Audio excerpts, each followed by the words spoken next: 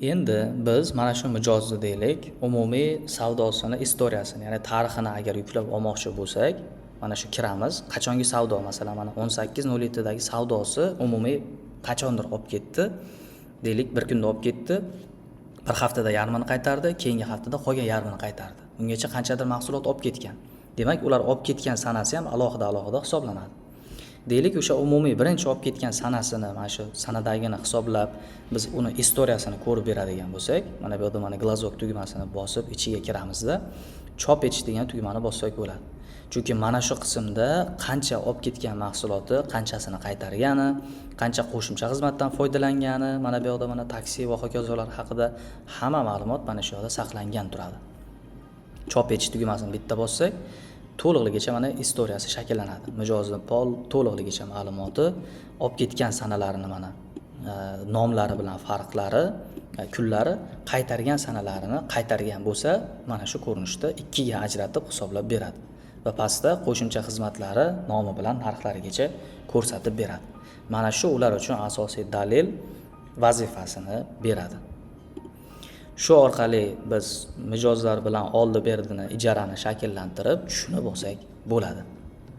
Statistika bo'limi orqali biz qancha mahsulotimiz borligini, ayni paytda deylik, bugunning hisobida masalan qanchasini biz arendaga berdik yoki qanchasini qaytarib oldik, mana shu savdolar istoriyasini, xizmatlardan qancha tushum bo'lganligini ko'rsak bo'ladi. Alohida savdolar bo'yicha qancha bo'lganligi mana bu yerda bitta ko'rsatyapti. Va alohida mana to'lovlar bo'yicha eng ko'p to'lov qaysidan olinganligini ko'rsatib boradi.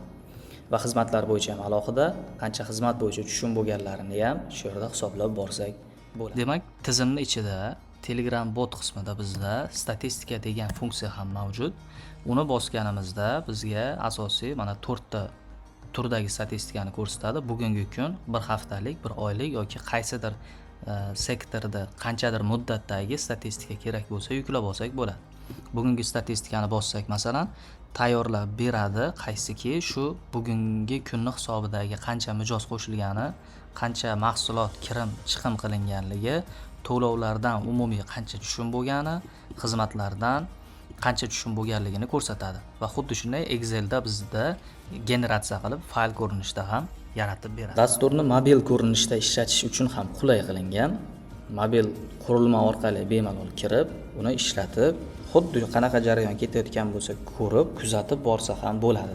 Deylik, kassa uchun alohida bir xodim ishlaydi va boshqarish uchun deylik, boshqaruvchi deylik direktor uni ko'rib tura oladi bemalol. Mijozlar bo'limi mana shunaqa ko'rinishda shakllantirilgan, ichiga kirib hamma to'liqligicha istoriyasini ko'rsa bo'ladi.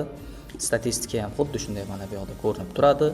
Omborxona va boshqa mahsulot bo'limlari ham bemalol ko'rib borsa bo'ladi.